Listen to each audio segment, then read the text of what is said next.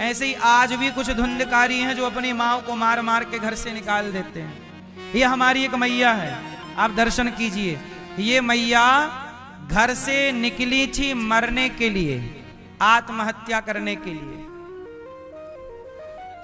इनके बेटे ने इन्हें सताया, इनके बेटे ने इनको परेशान किया, प्रताड़ित किया, और जब मैया को घर से निकाला तो मैया आत्महत्या करने के लिए चली। रिक्शे वाले से कहा कि रिक्शे वाले भैया हमें थोड़ा नर्मदा जी के किनारे ले चलो।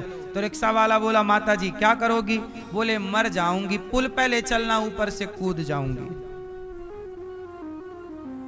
तो रिक्शे वाले ने कहा कि आप क्यों मरना चाहती हो? बोले बेटा परेशान करता है। तो रिक्शे वाले ने कहा कि मरो मत, आप वृंदावन गौरी गोपाल चले जाओ। और ये तब से आज 4 साल हो गए मैया को यहां, 5 साल, 5। ये देखो ये मैया है। रिक्शा वाला ने इनको यहां का पता दे दिया, वरना ये जा रही थी आत्महत्या करने के लिए। देखिए कितनी वृद्धावस्था है, लेकिन इनके अपनी संतान को कोई फिक्र नहीं है, अपने बच्चों को इनकी याद नहीं आती। मैया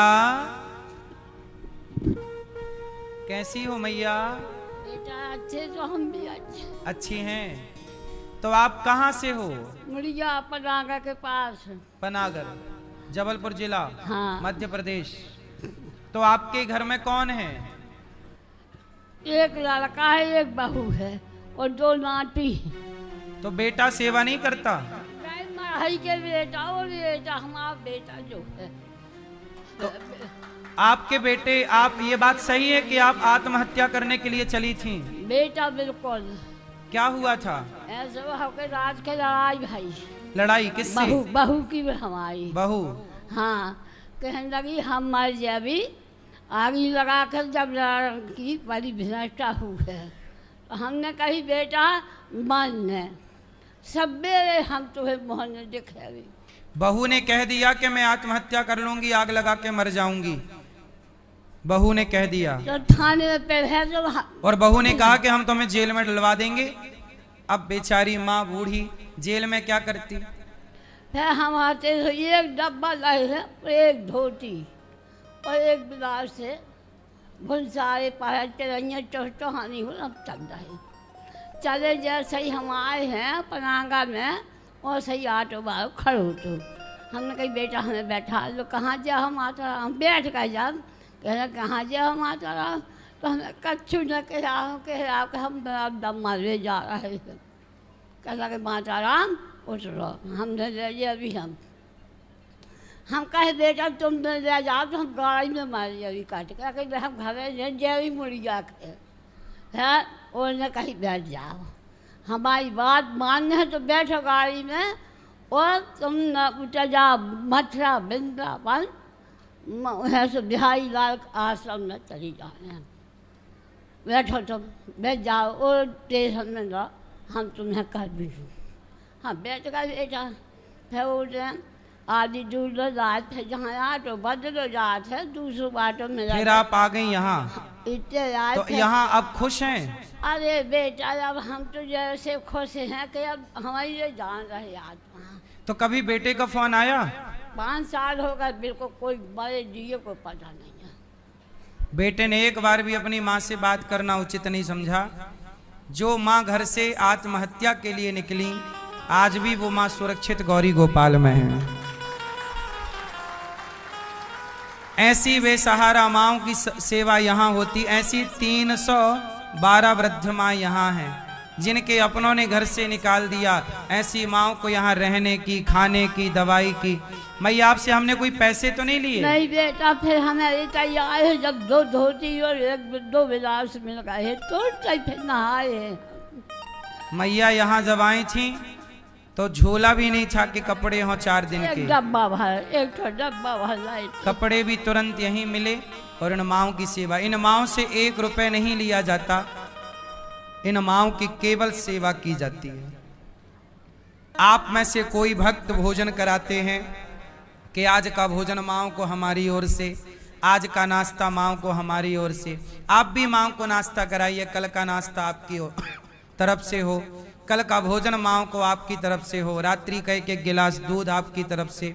आपको तो 2-4 लोगों के लिए कमाना रहता है, परिवार में आपके 4 लोग होंगे, 6 लोग होंगे, 10 लोग होंगे, इतना बड़ा परिवार होगा आपका 10 लोगों का। हमें तो इन माँओं के लिए रोज कमाना रहता है। गौरी गोपाल आश्रम में इन माँओं के लिए दवाई फ्री, दूध, नाश्ता, भोजन, हर माँ के कमरे में एसी लगी है, आप चेक कर सकते हैं। जो व्यवस्था एक बेटा दे सकता है अपनी माँ को, वही व्यवस्था गौरी गोपाल में हर माँ के लिए है। आप भी इन माँओं का सहारा जरूर बनना। उनके अपने बच्चों ने तो घर से निकाल दिया, आप भी रोटी नहीं देंगे तो कौन सेवा करेगा। यहाँ पर हजारों संत सवेरे सवेरे आते हैं, सबको भरपेट भोजन मिलता है। आप भी संतों को अन्नदान करें कि कल सुबह का भोजन आपकी ओर से संतों को बंटवाया जाएगा। कल एकादशी है, कल का प्रसाद एकादशी वाले व्रत का प्रसाद कल आपकी ओर से संतों को दिया जाए। आप भी जरूर अन्नदान कीजिएगा, थोड़ा थोड़ा सहारा जरूर बनिएगा। हजारों संतों की भूख मिटाने में आपका योगदान हो। अन्नदान बड़ा दान है।